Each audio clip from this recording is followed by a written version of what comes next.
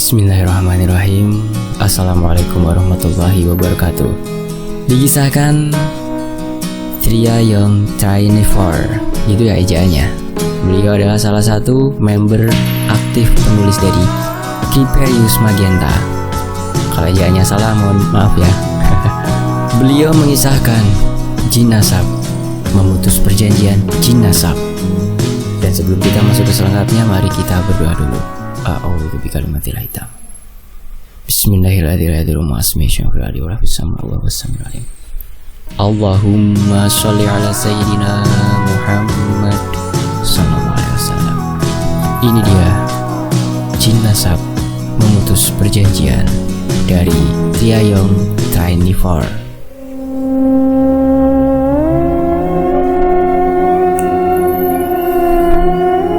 Seorang anak perempuan berusia 9 tahun terlihat asyik bermain sendiri. Hingga tanpa sadar, ia setengah berlari menuju ke jalan setapak di depan rumahnya. "Nita, mau kemana?" "Ini sudah mau maghrib, nak," panggil seorang ibu yang terlihat khawatir karena anaknya tiba-tiba lari keluar rumah. "Puk, Nita!" teriak ibu Lilis mengejar anaknya yang terjatuh tak jauh dari jalan setapak. Point of view Nita. Aku melihat ada seekor kupu-kupu sedang terbang menari-nari di dekatku. Lalu ia terbang menjauh dan aku mulai mengejarnya. Puk, aku terjatuh, tersungkur di tanah. Seperti ada tangan yang memegangi kakiku hingga aku bisa terjatuh.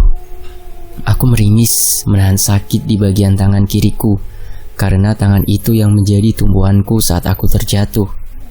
Saat aku menoleh ke sebelah kanan, aku melihat ada kain putih. Dan ketika aku melihat semakin ke atas, aku melihat sosok nenek-nenek yang memegang tongkat berdiri tepat di sampingku. Aku tersadar ketika ibuku mengangkatku dan menaruhku di pangkuannya. "Nita, kamu gak apa-apa, nak?" tanya ibuku khawatir. "Ma, tangan kiri Nita sakit." Rintihku menahan sakit di lenganku yang tak bisa aku gerakan. Pak, anaknya jatuh, Pak." Ibuku terlihat histeris melihat tanganku yang lunglai tak berdaya. "Astagfirullah, Ma. Kenapa, Nita?" tanya bapakku. Seketika aku langsung dipapahnya menuju ke dalam rumah. Bapakku sibuk mencari kunci sepeda motornya dan bergegas entah kemana. Tak lama ia datang membawa seorang ibu-ibu yang aku kenal sebagai tukang urut. "Tangan anakmu geser dari tempatnya. Untung tidak patah. Ada yang coba untuk ganggu dia." Ibuku terlihat panik dengan perkataan Mbah Iem. Sedangkan bapakku, ia tampak begitu tenang. Namun entah apa yang sedang difikirkannya. Hari-hari telah berlalu dan aku pun mulai pulih.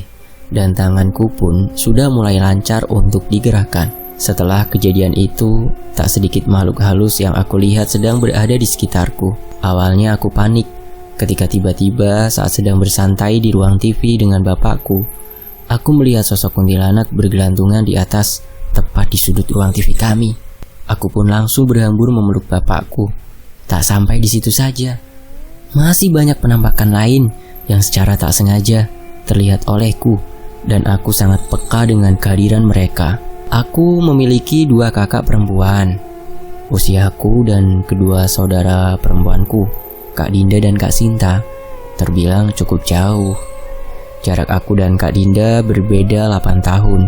Dan dengan Kak Sinta 6 tahun. Mereka telah lulus dari bangku sekolah, sedangkan aku masih duduk di kelas 1 SMA. Di keluargaku, aku dikenal menjadi anak kesayangan bapakku. Mungkin karena usiaku terlampau jauh dari mereka, sehingga bapakku seringkali memarahi kedua kakakku ketika mereka membebankan pekerjaan rumah padaku. Sehingga aku disebut anak raja. Memang aku akui sampai sebesar ini, aku tak pernah memegang sedikit pun pekerjaan. Bahkan menggosok bajuku sendiri pun aku tak pernah. Namun mereka tidak pernah sampai memarahiku. Bahkan ketika mamahku marah padaku, kedua kakakkulah yang menangis melihat adiknya dicubit. Di satu waktu di malam hari hujan melanda dan terjadi pemadaman listrik merata di kampungku. Di saat-saat seperti inilah biasanya kami bercerita tentang segalanya. bapakku bercerita kalau dulu dia mantan seorang polisi dan mengambil pensiun muda. "Jadi kenapa bapak keluar? Kan sayang pak," tanya Kak Dinda polos. "Bapak capek berbuat jahat terus sama orang. Sudah banyak orang yang bapak bunuh dengan senapan maupun dengan tangan bapak sendiri," lanjut bapakku dengan wajah penyesalan. "Hah? Dipukul pakai tangan bapak bisa mati? Bapak pukulin gitu orangnya?" tanyaku dengan penasaran. "Iya, bapak pukul sekali saja. Sekalinya saja bapak lihat orangnya udah gak bernafas," jelas bapak itu. "Terus bapak gak dipenjara?" tanya Kak Sinta yang dari tadi hanya menyimak sambil memakan camilan pisang goreng yang dibuat mama. "Ya kan bapak polisinya. Lagian yang bapak bunuh memang penjahat kok. Dan hukum di zaman dulu enggak seketat zaman sekarang," timbalnya yang membuat kami melongo mendengarnya. Udah malam, kalian tidur. Besok kakak udah mulai kerja kan? Nita juga tidur, besok sekolah." Suara ibu menginterupsi cerita bapak. Kami hanya mengangguk dan dengan berat hati tidur di kamar kami yang kami tempati bertiga. Bulan berganti bulan, tahun berganti tahun, kedua kakakku telah dipersunting oleh pujaan hati mereka dan tidak lagi tinggal bersama kami. Aku yang sudah duduk di bangku kelas 3 SMA yang sebentar lagi menunggu ujian kelulusan. Semenjak kedua kakakku menikah, kondisi bapakku semakin ngedrop. Badannya tak segagah dulu, meskipun demikian beliau masih tampak gagah di mataku. Hingga satu hari, bapakku kembali jatuh sakit. Kami kedatangan keluarga bapakku, adik sepupu bapakku. Kami pun mulai bercengkrama hangat untuk menghibur bapak. "Nita, bapakmu dulu ini terkenal sebagai polisi gila. Gimana nggak gila? Sekali pukul langsung terkapar." Om Wawan mulai bercerita tentang kisah bapak dahulu. Aku hanya menanggapi dengan menganggukkan kepala, karena aku pun sudah tahu cerita itu tempo lalu. "Makanya Om mau belajar ilmu dari bapakmu ini. Sakti loh bapakmu ini. Numbuk tiang besi aja penyot. Sampai penjahat-penjahat itu kalau udah tahu bapakmu yang terjun ke lapangan, langsung kabur keluar kota mereka." Om Wawan tertawa sambil menggoda bapakku yang juga ikutan tertawa. Aku pun tersenyum sekaligus penasaran dengan kebenarannya. Akankah manusia bisa seperti itu? Memang bapakku pernah berkata jika ia tidak ingin memukul anaknya dengan tangannya. Beliau bilang, bisa mati dia kalau sampai memukul anaknya. Sementara itu di sisi lain, aku dikejutkan dari lamunanku ketika bapak terbatuk-batuk. Aku lihat semua orang yang ada di rumahku panik, tak terkecuali dengan omku. Batuk yang dikeluarkan bapakku ternyata darah.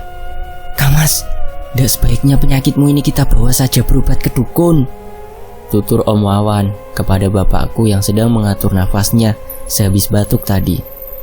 "Udah segala tempat ku datangi, tapi nggak ada perubahannya sedikit pun penyakitku ini," ucap bapak sambil terbatuk-batuk. "Gimana kalau kita rukyah aja pak? Mana tahu penjaga kamu yang menyakitimu. Ingat pak, kita udah tua. Jangan menyusahkan diri sendiri," ucap mamahku sambil menahan tangisnya. "Penjaga? Penjaga apa mah? Apa maksud mama?" Aku mencecar mamahku dengan pertanyaan yang membuatnya sedikit kebingungan. "Gini Nita, bapak kamu selama menjabat jadi polisi, dia berguru kepada dukun, meminta ilmu kepadanya. Karena menjadi polisi zaman dahulu itu resikonya sangat besar. Kalau tidak kita yang membunuh, maka orang yang bunuh kita," ungkap Om Wawan. Aku melihat bapakku namun ia memejamkan mata. Sesekali menghembuskan nafasnya kasar. "Ya udah mah, aku ikut aja," ucap bapak pasrah kepada mamaku. "Saya tahu mas, orang yang bisa ngerukyah. Kebetulan teman saya dulu dirukyah sama dia dan alhamdulillah sembuh," ucap Bi Nani, istri Om Wawan. Seluruh keluarga pun setuju jika akan dilakukan proses rukyah di rumah ini. Dan malam yang ditunggu pun tiba.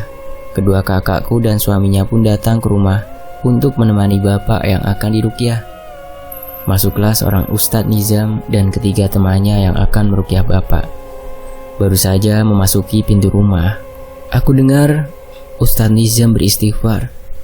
Sangat pelan, namun masih terdengar olehku. Ketika proses ruqyah berjalan, kami pun mendengar secara hikmat ayat-ayat suci yang dibacakan oleh Ustadz Nizam. Ada getaran aneh di tubuhku ketika aku ikut melantunkan ayat suci yang sama-sama dibacakan oleh Ustadz Nizam dan para temannya. Dan setelah semakin lama, kepalaku juga semakin berdenyut. Aku tak tahan dengan situasi seperti itu, lalu aku pamit untuk merebahkan diri. Dan tanpa sadar, aku masuk ke dalam mimpiku. Aku merasa di dalam sebuah rumah yang sudah tak berpenghuni.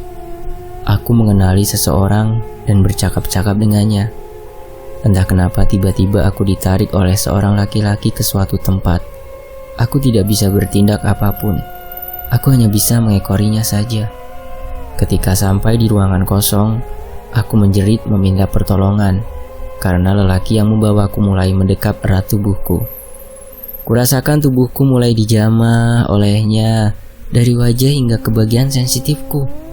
Aku mulai terbuai dengan permainannya. Namun aku segera tersadar ketika ia mulai memasukkan benda entah apa itu ke bagian sensitifku. Aku bangkit dari tidurku dengan peluh membasahi bajuku. Segera aku beristighfar dan melihat jam di layar ponselku. Ternyata waktu sudah menunjukkan pukul 3 pagi.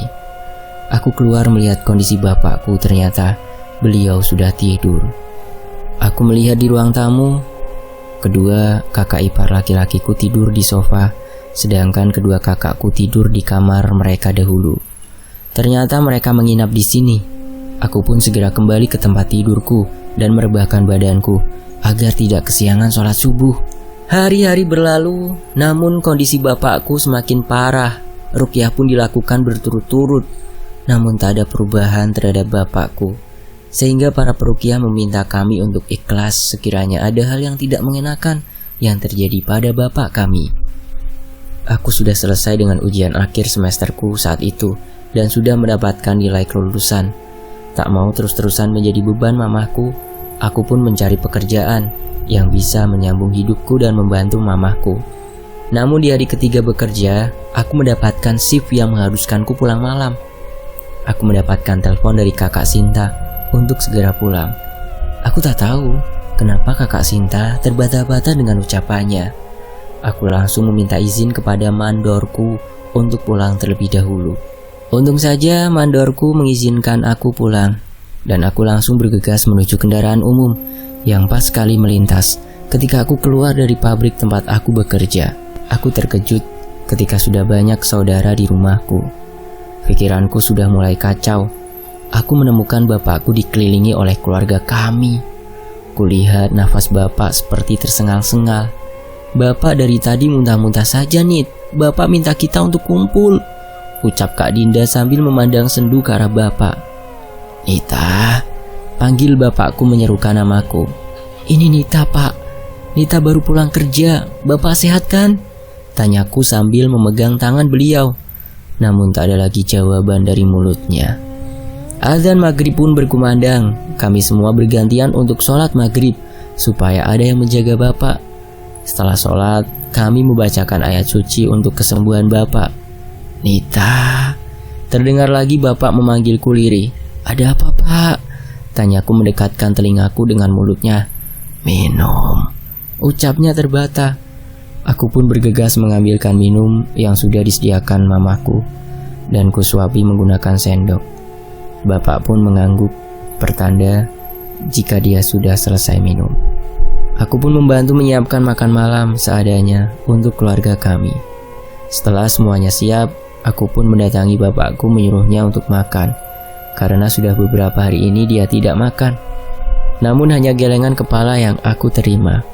Waktu pun sudah menunjukkan jam 10 malam. Kami masih setia menemani bapak.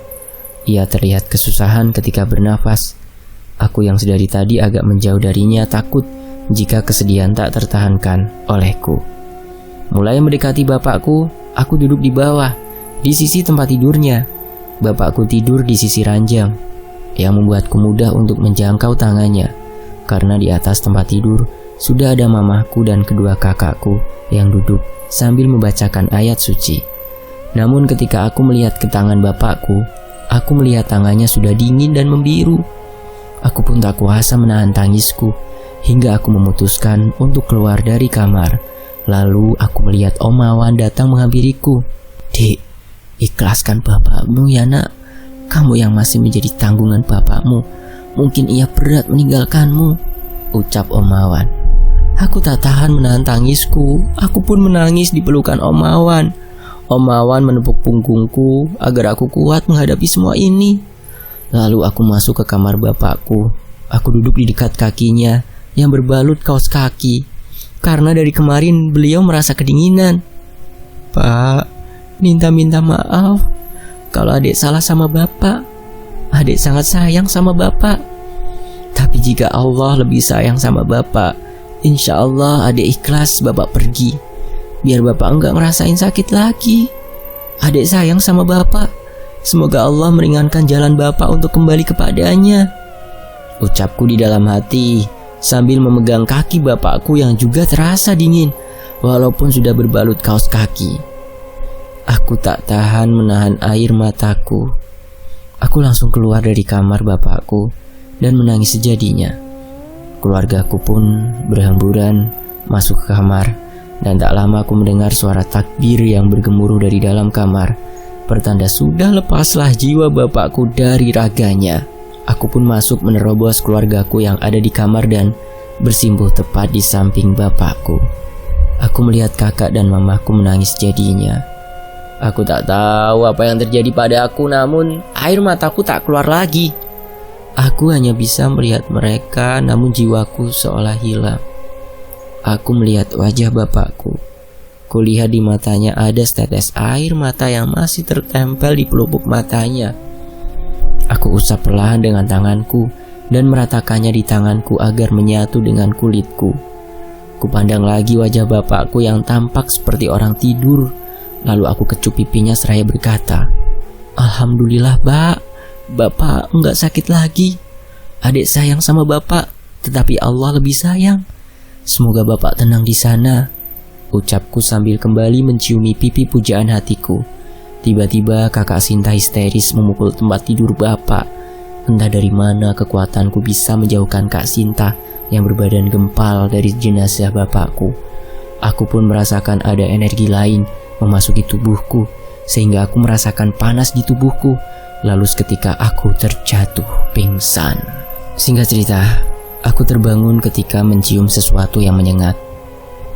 Perlahan ketika membuka mata, aku melihat Kak Dinda menangis sambil menciumkan minyak angin. "Kak, bapak?" tanyaku lirih. "Sudahlah Nita, ikhlaskan kepergian bapak. Ayo bangun temani mama, sudah banyak yang melayat," ucap Kak Sinta menenangkan. Masih terasa pusing di kepala dan lemas di sekujur tubuh, tapi aku harus memaksakan diri agar tetap kuat. Jenazah bapak pun sudah dimandikan, disolatkan, dan bersiap menuju ke pemakaman. Setelah jenazah bapak selesai dikuburkan, samar-samar mataku melihat sosok kakek tua memakai tongkat, berjubah putih menatap ke kuburan bapak. Namun ketika aku melihatnya kembali, kakek tersebut sudah tidak ada lagi. Aku pun mencari ke kanan dan ke kiri, namun sama sekali tak menemukannya. "Nita, nyari siapa?"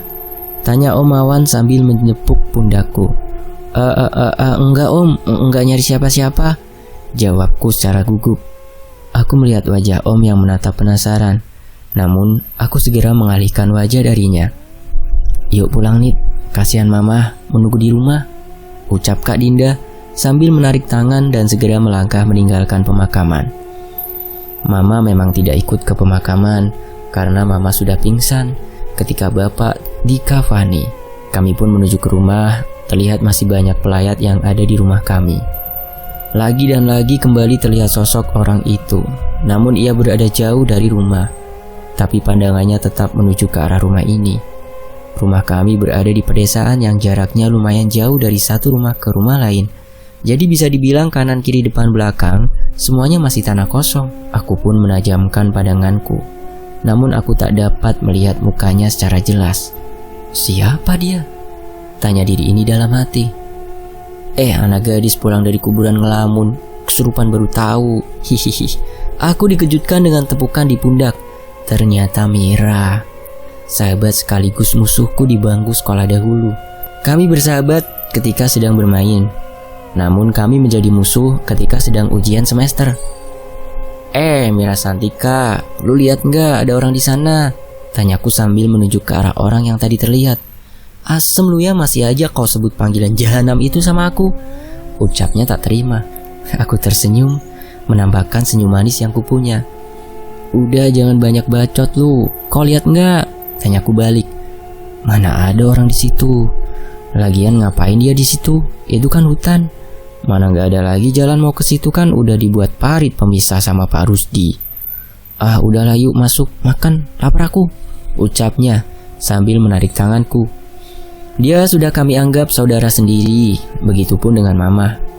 Mama sudah menganggap dia sebagai anak sendiri. Karena usiaku yang terlampau jauh dengan Kak Dinda dan Kak Sinta, maka dialah yang menjadi teman bermainku. Dasar nih anak, orang lagi berduka dia mikirin perut mulu. Inget tuh, timbangan asik nganan terus, jomblo terus kan lu, ucapku sedikit sebal.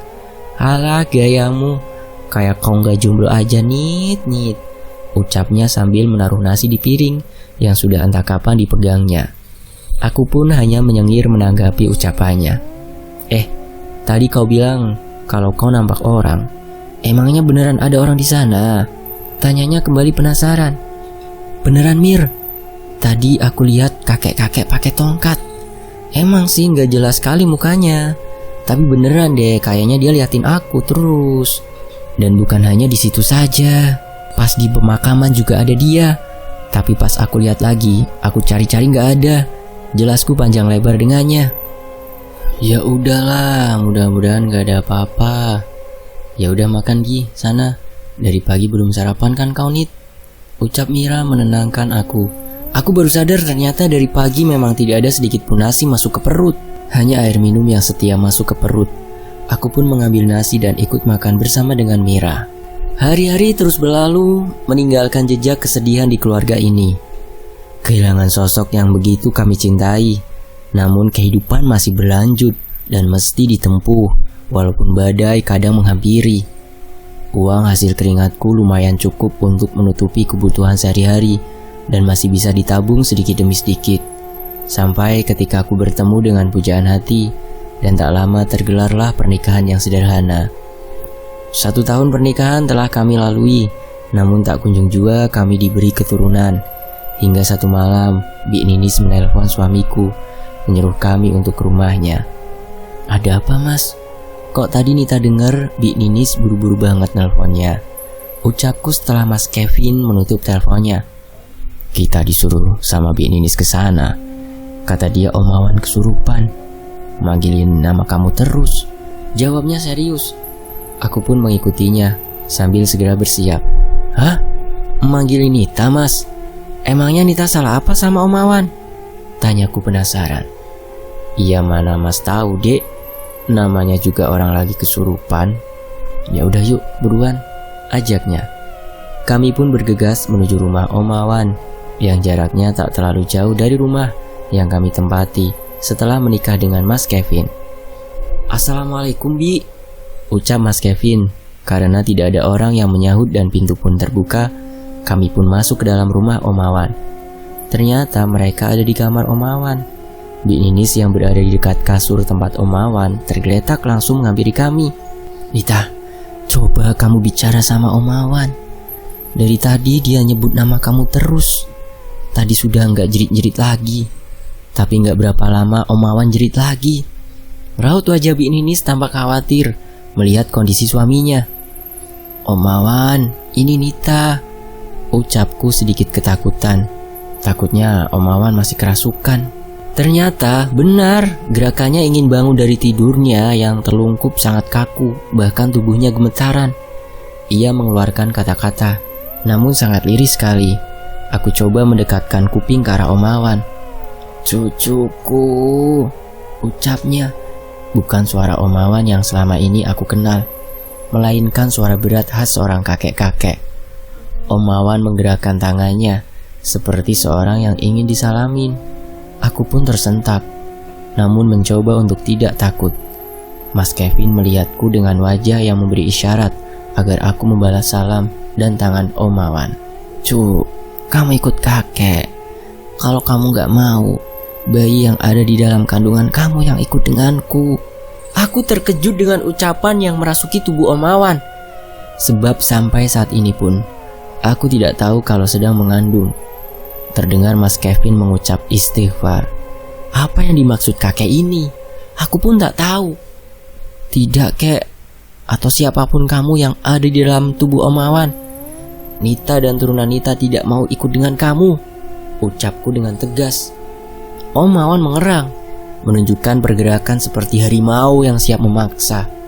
Tubuhku ditarik Mas Kevin dari sisi Om Mawan, lalu dia menekan jari jempol Om Mawan dan membacakan sesuatu.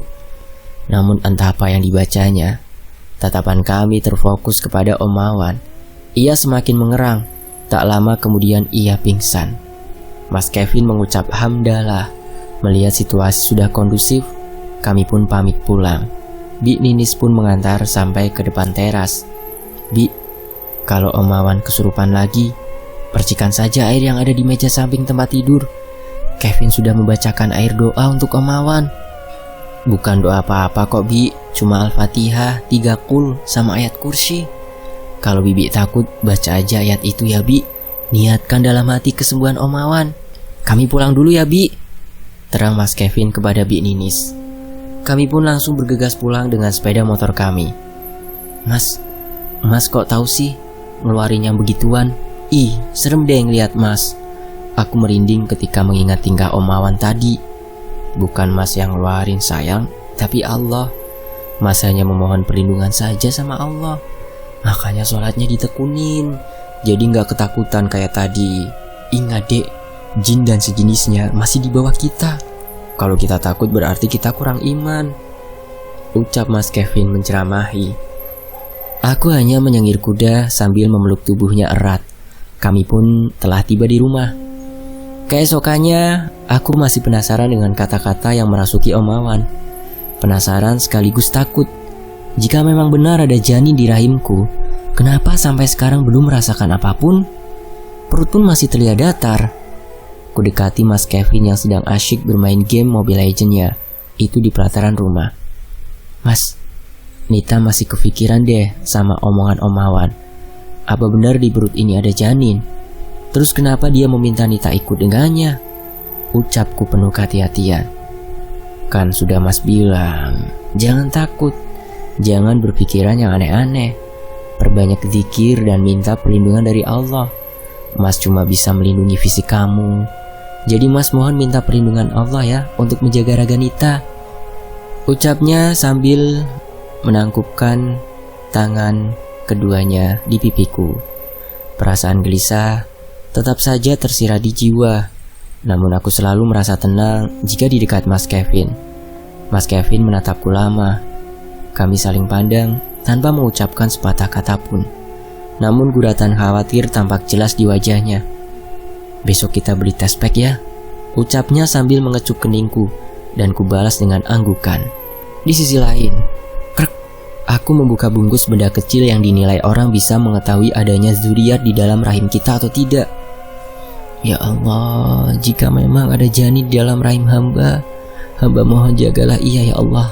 Namun jika tidak, maka jagalah hati hamba dari kekufuran nikmat-Mu ya Allah," ucapku lirih sambil memasukkan benda pipih ke dalam air seni yang sudah kutampung. "Mas," panggilku lirih ketika melihat Mas Kevin telah selesai menunaikan sholat subuh. Sayang, udah bangun." Ternyata Mas kira masih tidur. "Mas baru mau ke kamar tadi bangunin adek, ternyata udah di dapur aja," ucapnya sambil berjalan ke arahku lalu mengecup pucuk kepalaku. Selalu ada rasa hangat di jiwa ketika ia selalu mengecup pucuk kepalaku. "Mas," aku berucap sambil menyerahkan benda pipih yang ada di tanganku. Ia melihatku, kemudian melihat benda pipih itu kembali. "Alhamdulillah, setelah setahun lebih akhirnya kita diberi kepercayaan Allah ya sayang," ucapnya membuatku bahagia sekaligus membuatku sedih teringat kejadian di rumah Om Mawan. Apakah janinnya akan diincar oleh Hodam dari Om Awan itu? Cari tahu di bagian berikutnya ya. Terima kasih untuk Kak Tri R. Lestari. Dan tentunya makasih banget buat teman-teman udah nyimak fakta sejarah sejauh ini. Buat yang komen, like, makasih banget ya. Nah, belum sempat balas satu-satu, insya Allah nanti dibalas ya kalau udah lega. Dan saya pamit, wassalamualaikum warahmatullahi wabarakatuh. Sampai jumpa di bagian berikutnya, hanya di Fakta Sejarah